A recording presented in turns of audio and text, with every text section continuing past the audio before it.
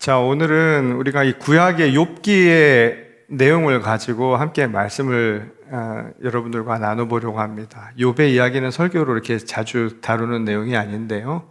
욥의 말씀을 통해서 오늘 몇 가지 이야기를 여러분들과 함께 살펴보려고 합니다. 기독교 신앙을 이야기할 때 여러 가지 표현들이 있는데 그 중에 하나가 공감의 신앙이라고 하는 것입니다. 하나님께서 우리를 너무 사랑하셔서 그 말을 다른 말로 바꾸면 하나님이 우리의 아픔, 우리의 신음, 우리의 고통에 공감하셔서 그의 사랑하는 아들 독생자 그리스도 예수를 보내주셔서 이 땅 가운데서 우리를 구원하신 것, 그게 바로 기독교 신앙의 핵심이라고 이야기를 하죠.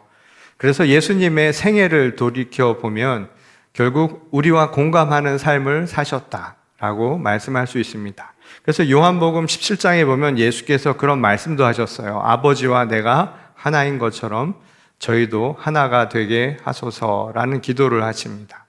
그 말의 뜻을 곰곰이 다시 한번 생각을 해보면 공감이라고 하는 것의 극치죠. 하나가 된다라고 하는 것. 곧 공감을 이루신 하나님과 아들의 관계처럼 우리도 서로 공감하며 살라는 것. 이게 그리스도의 가르침이라고 말할 수 있다는 겁니다. 그러나 현실은 공감하기가 굉장히 생각보다 쉽지가 않죠. 우리가 공감을 그냥 즉흥적으로 할 수 있는 부분들 있겠지만 많은 부분 공감하기 어려울 만큼 우리는 우리 각자의 생각과 또 우리 각자의 처지에 따라서 서로 다른 이 생각을 하며 살아가는 게 현실입니다. 그러다 보니까 이러한 서로 다른 입장, 결국 그것은 서로 다른 관점을 갖게 만들고 이러한 관점의 차이가 이 서로를 공감하기에 참 어렵게 만드는 이유 가운데 하나가 된다는 거예요. 근데 생각을 해보면 그 안에서도 그러면 어떻게 살아가야 할 것인가? 결국 서로 다른 입장과 처지를 우리가 인정해주고 존중해주고 그래서 그 입장에서 보이는 그들의 관점, 시각이라고 하는 것을 충분히 포용하려고 하는 것. 이게 어쩌면 우리 시대에 우리가 공감하며 살아가는 방식이 될 수 있겠다 싶은 내용입니다. 그럼에도 불구하고 이것이 잘 되지 않죠. 오히려 그 차이라고 하는 것이 서로를 포용하고 인정해 주기보다 때로는 공격의 빌미가 되고 그것으로 인해서 분쟁과 갈등이라고 하는 것이 오히려 더 심각해지는 세상을 우리가 보곤 합니다. 어쩌면 그 이유는 우리 스스로 자기의 위치, 자기 입장, 자기 관점만이 전부라고 생각하는 것. 그래서 자기 밖에 모르기 때문이라고 말할 수 있습니다. 자, 그 말을 곰곰이 생각해 보세요. 자기 밖에는 몰라서 그러는 겁니다. 자기만 생각하고 자기 밖에는 모르는 우리의 사고가 나만 알고 살아가는, 나만 중요하고 나만 옳다고 믿게 만드는 작은 우주를 만들어내고 있다는 것입니다. 자, 오늘은 이러한 공감하기 어려운 현실을 살아가는 사람들에게 이 욥을 통해서 주시는 하나님의 메시지가 무엇인가를 함께 여러분과 살펴보려고 합니다. 자, 욥기에 기록된 바로는 욥은 남부러울 것 하나도 없는 사람으로 알려져 있습니다. 흠없이 정직한 사람으로 그를 묘사하기도 하고요. 그는 하나님 앞에 정직하고 의로운 자다. 그래서 사람들에게 존경받는 사람이라고 그렇게 알려져 있습니다. 그뿐만 아니라 당시 구약 시대에는 하나님으로부터 축복받은 증거, 이 결과로 여기던 몇 가지 것들이 있습니다. 그 중에 하나가 뭐냐면 장수하는 것도 그렇고 건강도 그렇고요. 또는 물질적인 부도 하나님이 주신 축복이라고 생각을 했습니다. 특히 자녀가 많다라고 하는 것은 하나님이 주신 큰 복이라고 여기며 살던 시대입니다. 그런 점에서 본다면 욥은 복이 많은 사람이죠. 가진 것도 많았고 자식들도 많은, 그래서 다복한 사람이었습니다. 그런데 욥의 이야기는 어느 한 날 이 모든 것들이 다 삽시간에 사라져 버린다라고 하는 이야기를 우리에게 전하죠. 생각지도 못한 불행이 꼬리에 꼬리를 물고 계속해서 일어나는 거예요. 그래서 자신이 가지고 있었던 건강이라고 하는 것도 한순간에 잃어버리고요. 재산도 다 잃어버리고 무엇보다 생때 같은 자식들을 다 잃어버립니다. 인간에게 고통이 있다면 이보다 더 큰 고통이 있을까 싶을 만한 일들은 다 경험을 하는 거예요. 말하자면 고통의 종합, 모든 것들을 다 종합적으로 보여주는, 인생의 고난이라고 할 만한 것들은 다 경험한 사람으로 욥을 기록하고 있는 것입니다. 그래도 세상 모두가 욥을 버린 것 같지 않은 이야기가 중간에 등장을 합니다. 그의 비통한 소식을 들은 친구들이 멀리서 그를 찾아오죠. 벗이 겪고 있는 그 시련을 함께 겪으려고 온 거예요. 그 친구들이 처음 와서 욥을 보았을 때 어떠한 모습이었는가를 욥기 2장에 보면 이렇게 합니다. 눈을 들어 멀리 보매 그가 욥인 줄 알기 어렵게 되었으므로 그들이 일제히 소리질러 울며 각각 자기의 겉옷을 찢고 하늘을 향해 티끌을 날려 자기 머리에 뿌리고 밤낮 7일 동안 그와 함께 땅에 앉았으나 욥의 고통이 심함을 보므로 그에게 한마디도 말하는 자가 없었더라. 우리가 상담 같은 걸 하면 가장 많이 나오는 것 중에 하나예요. 그러니까 누군가를 공감할 때 무언가를 말하려고 해줄 필요가 없습니다. 제가 한 10여 년 전에 이 버클리 학교에서 제가 캠퍼스 패스터, 그러니까 교목이죠. 상담 교목으로 3년 동안 일을 한 일이 있어요. 학년 목회를 하면서. 근데 학생들이 오면, 젊은 학생들이 오면 다 영어권이 올 거 아닙니까? 버클리대 학생들이니까. 그럼 저는 사실 굉장히 부담스러워서 구석에 앉아 있었어요. 오지 말라고.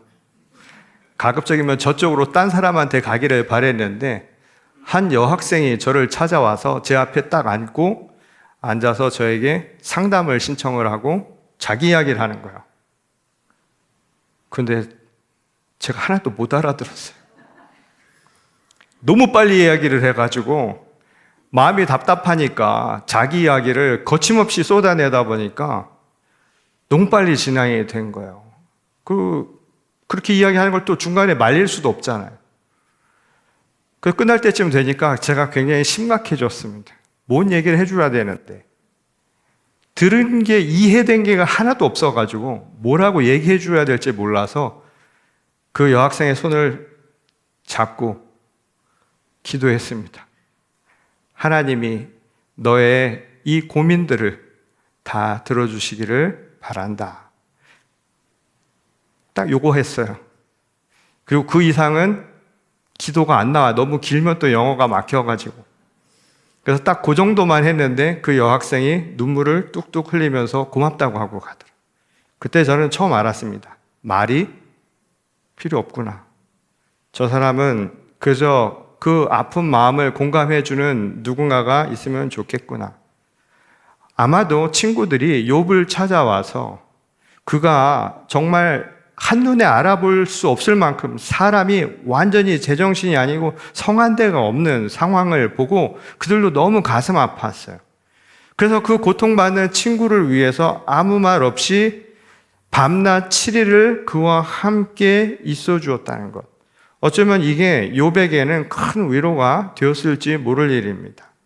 그러니 이 욥은 아마 그때까지 참아왔던 많은 것들이 떠올랐겠죠. 친구들을 보면서 서름이 북받쳐 오르고 뭔가 얘기하고 싶은 것들이 있었겠죠. 그래서 참았던 것들을 한꺼번에 터뜨리면서 이야기를 합니다. 그 중에 하나가 욥기 3장 11절에 나오는데 어찌하여 내가 태에서 죽어 나오지 아니하였던가? 어찌하여 내 어머니가 해산할 때 내가 숨지지 아니했던가? 차라리 내가 태어나지 말았으면 좋았을 것을 하고 친구들한테 토로한 거예요. 얼마나 사람이 답답하면 그런 이야기를 할까요? 사람이 어떤 삶의 무게가 너무 힘들면 그런 생각이 들어요. 죽고 싶다는 생각이 들 때가 있어요. 그런데 더 사람을 미치게 만드는 게 뭐냐면 죽고 싶어도 잘 죽어지지 않아요. 그러니까 사는 게 그 다음부터는 어떻게 사는 것 같냐면 죽지 못해 사는 것 같아요. 인생의 가장 참담한 순간이 바로 이 순간입니다. 살긴 사는데 죽지 못해서 살아가는 것 같은 같은 삶. 내가 아무것도 할 수 없는 그런 순간. 그러니 그가 얼마나 고통스러웠는가를 우리는 이해할 수 있는 부분입니다. 아마 이것은 그냥 원망을 한 것이 아니라 너무나 힘들어서 내뱉은 일종의 신음이에요. 절규예요. 나 좀 어떻게 해달라고 했던 것 아닐까요? 근데 이 말을 계속해서 내뱉는 욥의 이야기를 듣고서 친구들이 여태껏 공감하고 말없이 옆을 지켜주었던 친구들의 태도가 변하기 시작합니다. 아무리 고통스러워도 할 말이 있고 하지 말아야 할 말이 있다라고 생각하는 것처럼 갑작스럽게 하나님께 대드는 듯한 원망의 이야기를 듣고 난 뒤에 친구들의 태도가 바뀌기 시작합니다. 아마도 그들은 욥이 불경하다라고 생각을 했던 것으로 보여요. 말하자면 금기시되는 것. 그들이 생각했던 신앙의 어떤 범위를 이미 넘어섰다라고 그들은 생각했던 것 같습니다. 침범했다는 거예요. 그래서 그는 더 이상 공감하기 어려운 공감의 영역을 넘어섰다라고 친구들은 생각한 것으로 보입니다. 욥의 고통에 함께 공감하면서 위로해 주던 그 친구들은 이 자신들이 생각하던 이 신앙관, 자신들이 알고 있었던 이 하나님과의 관계, 하나님이 어떤 분이고 한 그 모든 것들에 대해 마치 반하는 욥의 언사를 더 이상 받아들일 수 없었던 것이죠. 그리고 그때부터 친구들과 욥은 신학적 논쟁을 벌이기 시작합니다. 그리고 설전이 계속되면서 친구들 사이에 점차 균열이 나기 시작하죠. 점차 멀어지기 시작을 합니다. 논쟁은 말 그대로 나의 주장을 누군가에게 설득시키기 위해서 하는 자기 주장인데 논쟁으로 그치는 게 아니라 점차 자기의 반대편에 서 있다, 자기와 동조하지 않는다라고 하는 것에 대해 비방하고 공격의 수위가 점차 날카로워지고 높아지기 시작을 하죠. 이 고통의 원인이 어디서 왔는가? 하나님은 이 순간에 어디에 계시는가를 설명하기 위한 논쟁 때문에 친구들 사이에 갈등과 분열이 발생한 거예요. 자, 그런데 욥기는 하나님이 어느 편을 들어주지 않아요. 어느 편의 손도 들어주지 않습니다. 그저 이 이야기는 하나님에 대해서 생각하는 친구와 욥의 이야기, 자기 주장을 하다 자기들끼리 싸우는 그런 이야기로 상당 부분을 할애를 하게 되죠.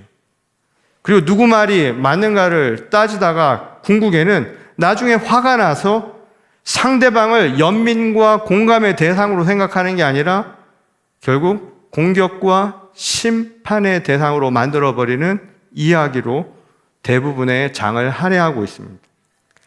자, 종교나 이념이 가까운 이웃은 물론이고요. 좀 부모와 형제도 갈라놓는 우리 인류의 역사를 보면 이것도 아주 생소한 장면은 아니죠. 오늘날 고대 시기만이 아니라 오늘 현대 사회에서도 종교나 이념 때문에 얼마나 사람들이 갈등하고 분열하나요? 조금만 생각해보면 아무것도 아닌데 그것으로 인해서 형제간에도 등을 지는 경우가 생기고 있습니다. 그리고 그 이유 때문에 총칼을 겨누죠. 예를 들어서 아프리카 대륙을 가보면 아프리카 대륙은 요즘 같은 시대에 떠오르는 새로운 대륙이에요. 그런데 그곳은 생각만큼 잘 발전이 되지 않습니다. 그래서 이 중에 하나가 뭐냐면 종교나 이념이 너무 달라요. 같이 살고 있는데. 서구 열방 제국이 나라를 구획을 할 때 자기 멋대로 자를 대고 잘라놨어요. 그래서 아프리카 국경을 보면 희한하게 되어 있습니다. 다 금을 근 것처럼 되어 있어요. 그러다 보니까 종교랑 이념이 다른 사람들끼리 한 국가로 묶여버렸어요. 그래서 그 안에는 서로가 하나 되지 못하는, 화합하지 못하는 모습들이 나타나는 거예요. 저는 이게 우리 인간의 모습을 아주 적나라하게 잘 보여준 한 사례라고 생각합니다. 종교가 다르고 이념이 다르다라는 것이 인간들을 얼마나 갈등 속에 몰아넣는가. 그리고 인종 청소를 한다라고 이야기하지만 우리 눈에 보면 다 똑같죠. 피부가 다 같고 생긴 것도 비슷해 보이지만 이념이 다르다라는 것이 결국 사람들을 인종 청소를 하게 만드는 폭력적인 상황들이 발생을 하는 거예요. 오늘 이 욥의 이야기도 그와 유사한 상황을 보여주죠. 친구들과 욥이 벌인 논쟁은 회가 거듭해지면서 서로에게 깊은 상처만 남겨요. 더 이상 친구들은 내 고통을 공감해주는, 위로해주는 위로자가 아니라 오히려 내 상처를 덧나게 만드는 사람이에요. 고통을 더해주는 사람일 뿐인 거예요. 그러니 이 둘 관계가 다시 돌아갈 수 있을까요? 그렇다고 해서 욥이 하나님에 대한 신뢰를 잃어버렸냐? 아니에요. 욥은 욥대로 자기 신뢰를 가지고 하나님에 대해서 자기 입장에서 매달리고 있을 뿐이었습니다. 친구와 다른 하나님을 이야기한다라고 말하기 어려운 거예요. 그가 그렇다고 해서 우상을 숭배하는 것도 결코 아니죠. 그럼에도 불구하고 성경은 오늘 이 욥기는 욥의 주장이 옳다라고 두둔을 하지도 않고 또 인정말이 하나 없는 친구들의 입장이 옳다라고 이야기해 주지도 않아요. 오히려 이 둘을 이야기하면서 욥에게 지금 하나님의 생각을 이렇게 일러 가르쳐 주시죠. 욥에게 묻습니다. 내가 땅에 기초를 놓을 때 네가 어디 있었느냐? 하늘과 땅과 바다에 있는 모든 생명들에 대해 네가 아는 게 뭐냐? 라는 질문들을 계속 던지는 겁니다. 무슨 답을 주는 게 아니라 오히려 욥에게 질문을 던져요. 너 어디 있었느냐? 내가 이거 만들 때 너 뭐 했냐? 이 어디 있었느냐라고 하는 이 질문은 이 성경의 아주 중요한 theme 중에 하나예요. 창세기에 보면 하나님이 인간에게, 범죄한 인간에게 제일 먼저 던진 하나님의 말씀이 어디 있느냐였습니다. 하나님을 피해서 숨어있던 아담과 하와에게 가장 먼저 하나님이 하신 말씀이 어디 있느냐라는 거예요. 어디 있느냐라고 하는 것은 가로 무엇을 얘기하는가요? 우리의 입장을 이야기해 준 겁니다. 너 어디 있느냐? 내가 서 있는 곳이 어디 있느냐는 거예요. 그리고 네가 아는 게 뭐냐는 것은 그 서 있는 그곳에서 보이는 게 뭐냐고요. 그래서 내가 안다고 생각하는 게 무엇이냐? 우리 인간의 삶의 모습을 질문하는 것이었습니다. 인간은 자기가 서 있는 그 입장에 따라서 시각이 달라지죠. 관점이 달라지는 거예요. 그래서 내가 아는 것이 과연 무엇이냐고 오히려 욥에게 묻는 것이죠. 그리고 이 질문은 친구들에게도 동일하게 묻는 질문이었을 겁니다. 그 질문은 네가 지금 서 있는 곳에서 네가 알고 있다고 생각하는 게 뭐냐? 그걸 물은 거예요. 그에 대해서 욥이 이렇게 대답하죠. 오늘 본문 4, 5절입니다. 보소서, 나는 비쳐나오니 무엇이라 주께 대답하리까? 손으로 내 입을 가릴 뿐이로소이다. 내가 한번 말하였사온즉 다시는 더 대답하지 아니하겠나이다.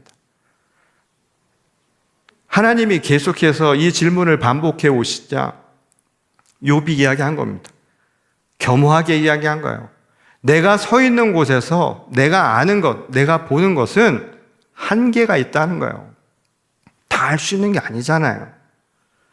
오늘 우리들의 삶을 어떻게 다 안다고 할 수 있습니까? 그저 내 눈에 보이는 것만을 보고 알 수 있는 게 전부라고 이야기한 거예요. 그리고 그는 오늘 본문 마지막 이 5절에서 이렇게 다시 고백을 하죠.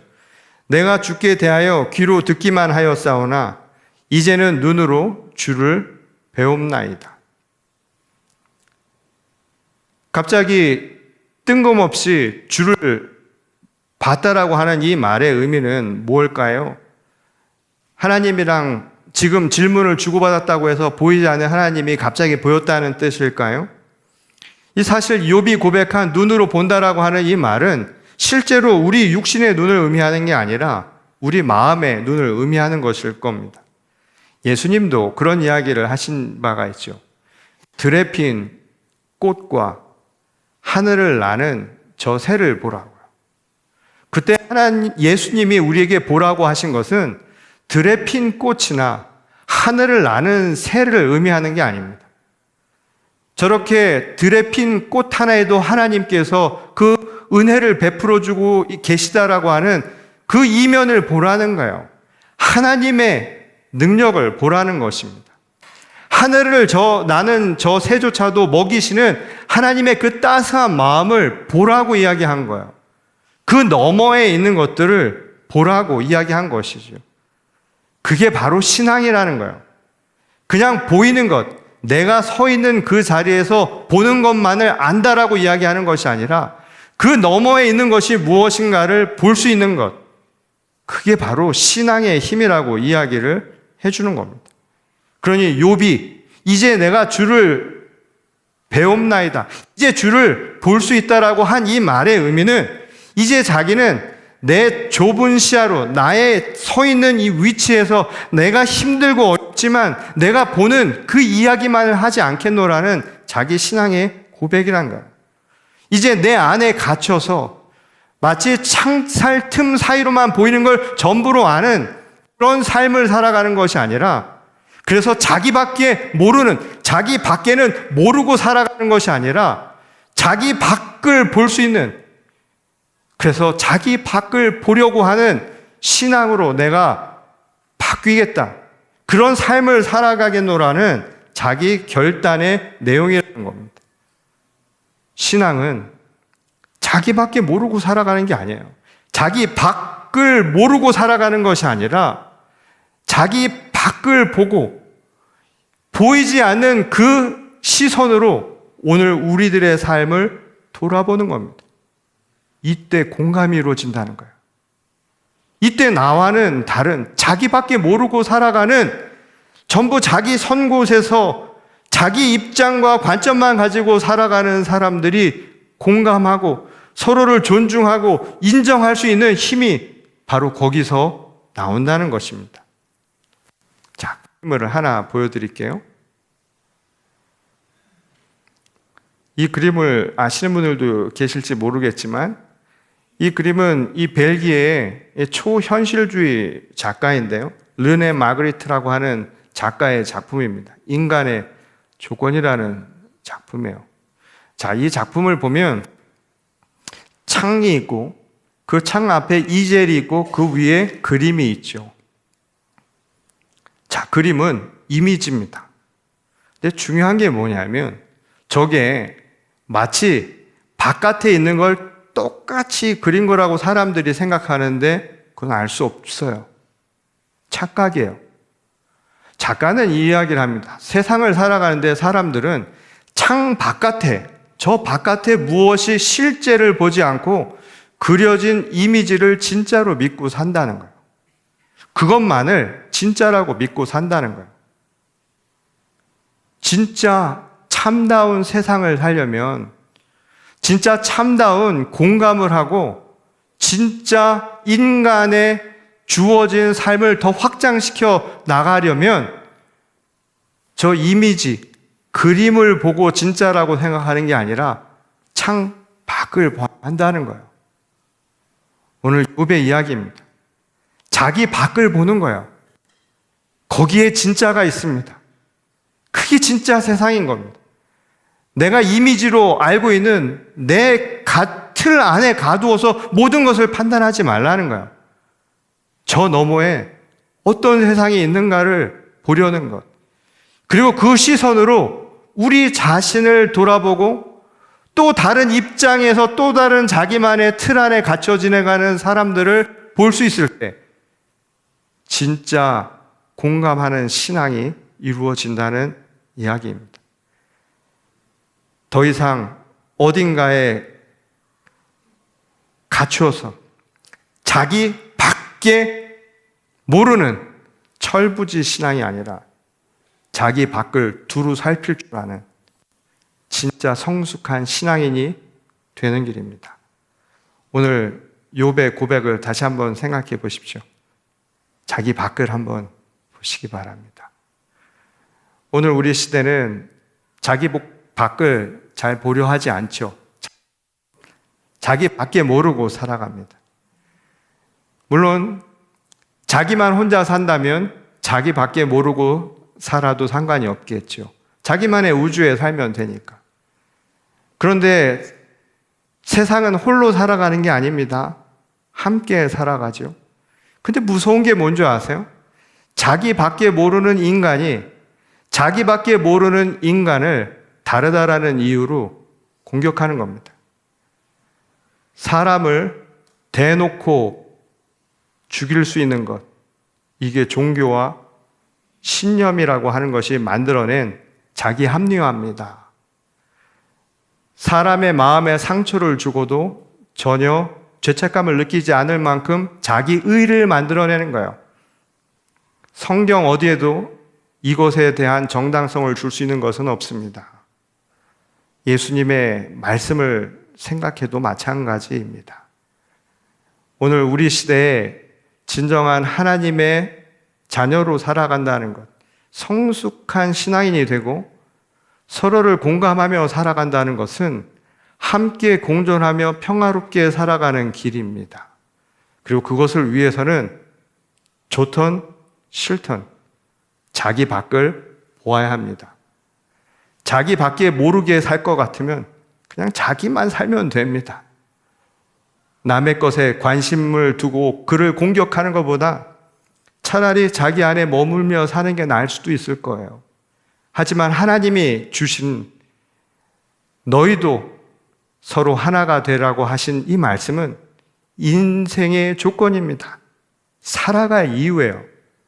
혼자만 살아가는 것이 아니라 함께 살아가는 세상이라면 서로를 충분히 존중하고 인정하고 내 안에 갇혀서가 아니라 자기 밖을 보며 그 시선으로 서로를 생각할 수 있고 이해할 수 있는 보다 성숙한 공감하는 우리 교회와 그리고 주님의 신자들이 다 될 수 있기를 주의 이름으로 간절히 축원합니다. 우리 다 같이 기도하시겠습니다.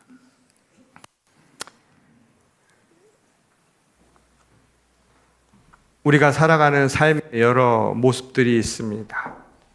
너희 어디 있느냐라고 물으시는 하나님의 말씀처럼 우리는 어딘가에 서서 선체로 보이는 세상을 전부로 알고 살아가는 현실입니다. 그러나 하나님은 그리스도 예수를 통해서 우리에게 공감의 능력과 또한 공감의 이유를 가르쳐 주셨습니다. 그래서 그냥 내 선체로 자기밖에 모르고 살아가는 게 아니라 자기 밖을 보면서 서로를 이해하고 또 서로를 보듬어 안고 또 서로를 기대면서 살아가라고 우리를 부르신 줄 압니다. 여전히 자기밖에 몰라 논쟁 가운데 또 친구를 아프게 하며 사는 삶은 아니었던가, 우리 자신을 다시 한번 돌이켜보게 하시고 진정한 참회가 그 안에서 이루어지게 하시기를 원합니다. 그리고 때를 얻든 못 얻든 서로를 있는 그대로 바라보며 존중하고 또 안아줄 수 있는 우리 신앙인들이 되게 하시기를 원합니다. 여전히 세상은 전쟁 중에서 이 서로의 의견이 조율되지 않은 채로 자신의 실익을 위해서 사람의 목숨조차 앗아가는 아주 참혹한 현실을 21세기 지금도 바라봅니다. 오늘 교회가 또 우리 신앙인들이 이런 현실 속에서 죽어가는 무고한 생명들을 생각하며 할 수 있는 것이 무엇일까요?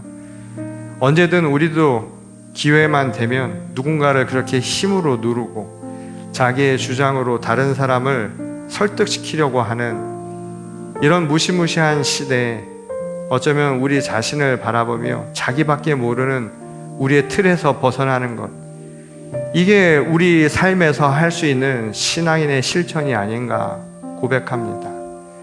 오늘 우리의 실천이 삶을 통해서 온전히 열매 맺을 수 있도록 도우시고 이 땅에 하나님의 나라를 이루기 위하여 주 예수 그리스도께서 오신 것처럼 서로를 공감하며 성숙한 신앙인들이 평화와 화해를 그리고 진정으로 서로를 사랑하고 배려하는 삶을 살게 하여 주옵소서. 그것이 오늘 우리의 고백이 되게 하시기를 원하오며 주 예수 그리스도의 이름으로 기도드렸습니다. 아멘.